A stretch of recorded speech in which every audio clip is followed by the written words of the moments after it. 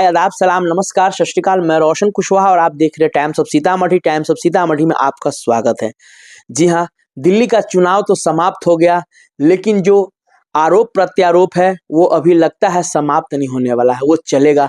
जी हाँ, जिस तरह से चौतरफा ओवैसी साहब पे हमला किया जा रहा है, ओवैसी साहब पे ठिकरा फोड़ा जा रहा है। जी हाँ, एक बहुत तेजी से वायरल हो रहा है। वो कश्मीर के विधायक है, वो ओवैसी साहब पे इतने गरज रहे। अगर ओवैसी को इतना शौक है, चले आए मेरे जम्मू कश्मीर जहां मेजॉरिटी में मुसलमान हैं, बता दो उसे। वहां सरकार मुसलमान बनाता है, वहां का मुख्यमंत्री मुसलमान होता है। यहाँ 2 सीटों पे लड़कर चुनाव में क्या दिखाना चाहता है, और यहाँ भाव खोकर लोगों को बेवकूफ बनाएगा। 1 आदमी, 2 आदमी, 4 आदमी, 10 आदमी तुम्हारे जेल के अंदर होंगे, हमारे हजारों जेल की सलाखों के पीछे, और 2 आदमियों को मोहरा बनाकर दिल्ली की गलियों में ढिंढोरा पीट रहा है। शर्म आनी चाहिए उस आदमी को। भाई साहब मेरे साथ में था, हाथ मैंने कांधे पे डाल दिया। मैंने बोला भाई साहब क्या माहौल है? कहा भाई साहब जीत रहे हैं। नाम भूल जाता हूँ, ताहिर भाई। मैंने बोला कैसे? बोलता अल्लाह की मदद से। अरे अल्लाह की मदद कैसे आएगी जब हमारे फैसले सही नहीं है? कहीं ना कहीं आपने देखा कि कैसे अमानतुल्लाह खान के जो समर्थक है ओवैसी साहब पे गंदी गंदी गालियां दी। इससे साफ जाहिर होता है कि भैया क्या मानसिकता है लोगों को और क्या करवाना चाहते हैं। खैर, ओवैसी साहब इस सबसे डरने वाले नहीं है। और मैं बात कर रहा हूँ फिलहाल बिहार की। बिहार में जिस तरह से आपने देखा कि बाजपट्टी विधानसभा के जो एमएम के कार्यालय है उसका पोस्टर वगैरह फाड़ दिया गया। पिछले वीडियो में मैंने आपको दिखाया। जी हाँ, तो ये सब बौखलाहट पूरे देश में चल रही है। मतलब कहीं ना कहीं एक जगह ओवैसी साहब के दुश्मन नहीं है भैया, दिल्ली से लेके बिहार हर जगह ओवैसी साहब के दुश्मन है। और सामने वाला को लगता है कि ओवैसी साहब को इस तरह से हम धमका के, गाली देवा के, ये करके ओवैसी साहब घर में छुप जाएंगे, डर जाएंगे।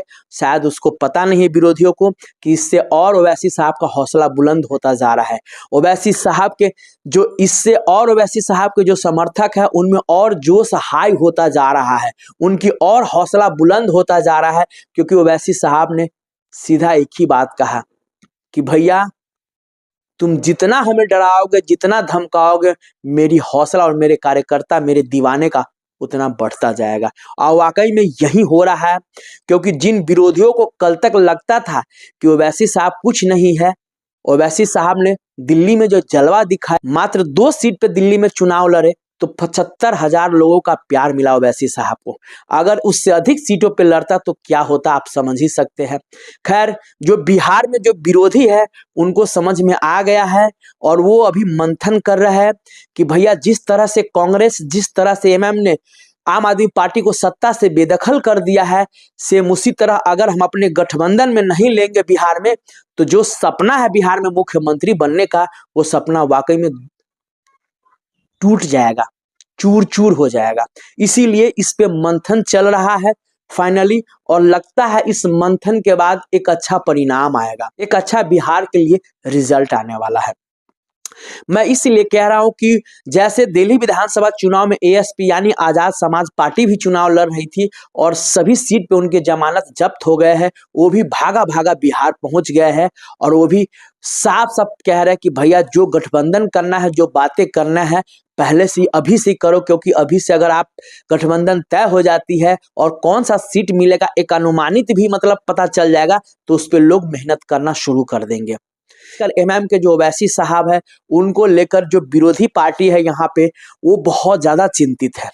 क्योंकि जो जिस तरह से लोगों का मूवमेंट देख रहे हैं, रुझान देख रहे हैं ओवैसी साहब के प्रति, और फाइनली कुछ जो विरोधी पार्टी के समर्थक है वो जब मुझसे बातें किए, उन्होंने कहा कि भैया जिस तरह से ओवैसी साहब के जो लास्ट दिन का रोड शो था ओखला में, और वो भीड़ हमने देखा, उसी से पता चल गया कि भैया ओवैसी साहब के प्रति कितना क्रेज है। और 2020 के मुकाबले 2025 में तो और अधिक ओवैसी साहब के प्रति लोगों का क्रेज बढ़ा है। और बिहार की जनता दिल्ली की जनता से बिल्कुल अलग है, और यहाँ की जनता साफ साफ जानती है कि भैया अब हमें जो हो, हारे या जीते, हमें उससे लेना देना नहीं है। जो हमारे हक हुकूक की बात करता है बस उनका समर्थन रहेगा। मेरा वोट सिर्फ उन्हीं को रहेगा जो मेरे लिए बात करता है, जो भी हमारे मिसाइल होता है, जो हमारे मसले होते हैं, सबसे पहले वो आवाज उठाते हैं, बस उन्हीं के लिए मुझे, क्योंकि अब किसी के बहकावा में नहीं जाना है, क्योंकि बहुत सारे लोगों ने हमें ठगा है और हमने देख लिया है। इसीलिए बस अब अपनी क़यादत को मजबूत करना है और ये साफ साफ कहना है बिहार की जनता का।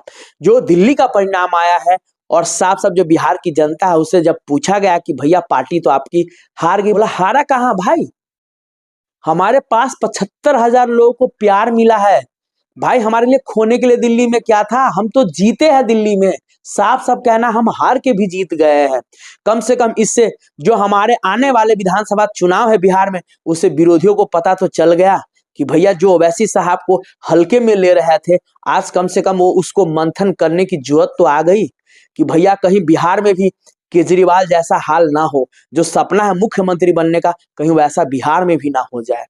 इसीलिए इस पे मंथन चल रहा है विरोधी पार्टी में। अब जैसे क्या नतीजा आता है फिर मैं आपको अपडेट जरूर दूंगा, लेकिन फिलहाल जो एमएम के हौसला है वो बुलंद है, वो सातवें आसमान पे है और उनके जो कार्यकर्ता है, उनके जो दीवाने हैं, वो अपना मेहनत कर रहे हैं हर विधानसभा में। विशेष जैसे जो खबर आती है मैं आप लोगों को अपडेट जरूर दूंगा। तब तक के लिए बाय बाय, टेक केयर, देखते रहिए टाइम्स ऑफ सीतामढ़ी।